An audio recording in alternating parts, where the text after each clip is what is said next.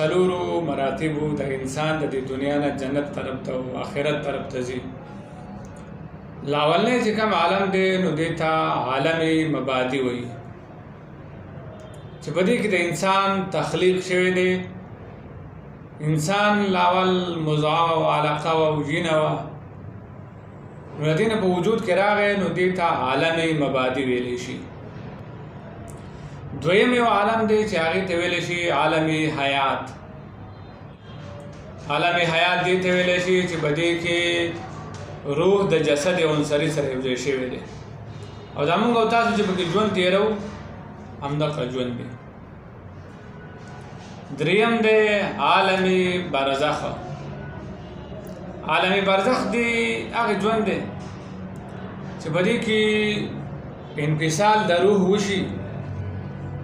د بدن نه، انفصال پکې د روح وشي د بدن نه، نو خلک ورته مړی وایي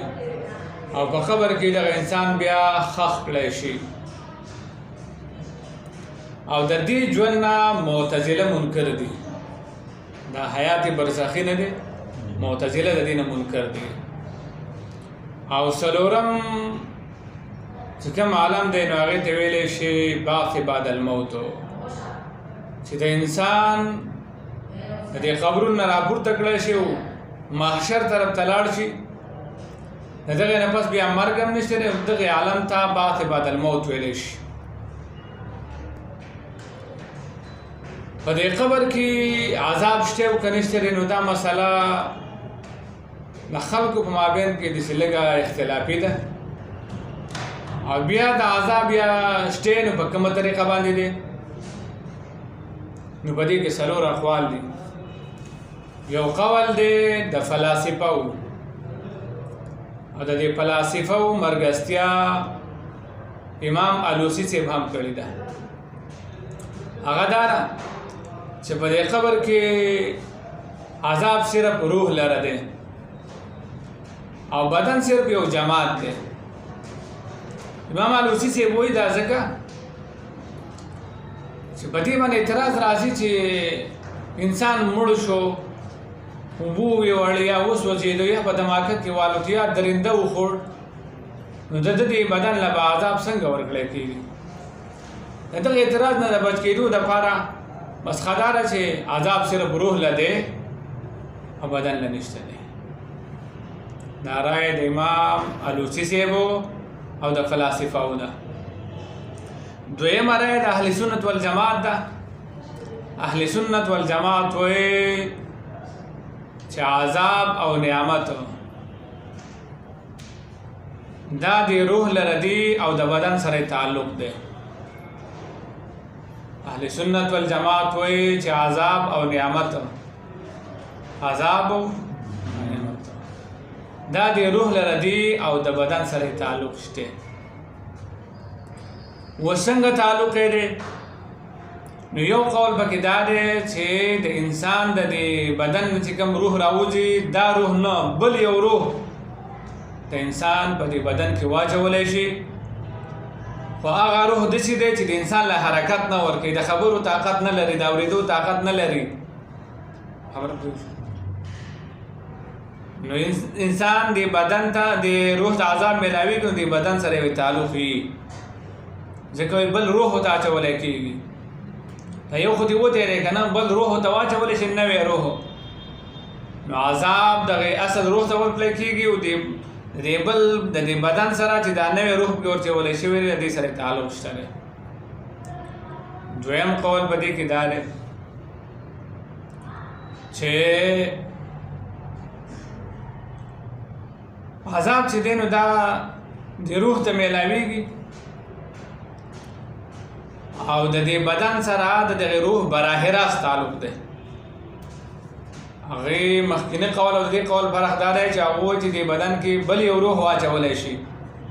او دا دویم قول چې دی نو نه دغې روح ته عذاب میلاویږي خو د دې بدن سره کشش او تعلق نه شته دی. دریم قول دا دی چې په دې قبر کې عذاب شته دی، روح دپاره دی، خود د دې عذاب کیفیت مجهول دی. چې عذاب هغه ته میلاویږي روح ته میلاویږي خو کیفیت یې معلوم نه دی په کومه کیفیت د عذاب میلاویږي بس دا شریعت همدغه شان د برېښې د پیغمبر علیه الصلاۃ والسلام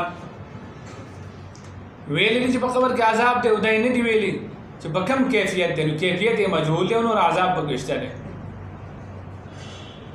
یو دریم قول دی چې د معتزله ورایه ده معتزله وایي چې په دې برزخ کې نه عذاب شته او نه پکې نعمت شته ځکه هغه د حیات برزخي نه منکر دی که نه او یو څلورم قول دا دی چې په دې قبر کې عذاب او نعمت دا د بدن ته دی او روح ته نشته دی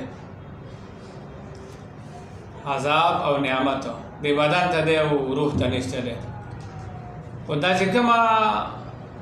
مذاهب ذکر شو لاولنی مذهب د فلاسفه او د الوسی صاحبو یا دا دویم مذهب دا دویم باطل مذهب یادو دویم مذهب د اهل سنت والجماعت دی دریم مذهب چې کوم دی چې د معتزله او دا کوم مذهب دی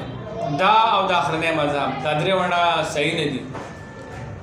د اهل سنت والجماعت دا کوم مذهب او کوم رائے ده دا ټیک ده او کیفیت مجهول ده خبر ټیک ده د کیفیت وضاحت موږ د پیغمبر علیه السلام نه کړي شریعت راته نه کړي بس خالی منو یا قدم پېشته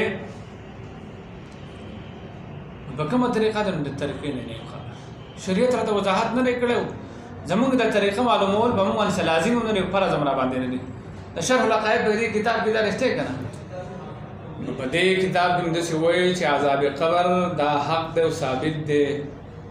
د کافرو لپاره د بعضي ګناهګارو مؤمنانو لپاره پیغمبر علیه الصلاۃ والسلام یو ځلې د بنو نجار په مقبره باندې تېرېده داسې 15 قبرونه یا هر څو چې قبرونه چې وو نو پیغمبر علیه الصلاۃ والسلام ویل چې دا خلک کله وفات شوي دي چاته علم شته چې دا خلک څوک دي نو یو کس پکې ویل چې دا زه پېژنم چې دا د اسلام نه مخکې وفات شوي دي پیغمبر علیه الصلاۃ والسلام ویل چې دې خلکو ته په دې قبر کې عذاب میلاویږي او که چاته زما سره دا یاره نه وي چې دا خلک به بیا خپل مړي نه ښخوي نو ما به الله ته درخواست کړی وی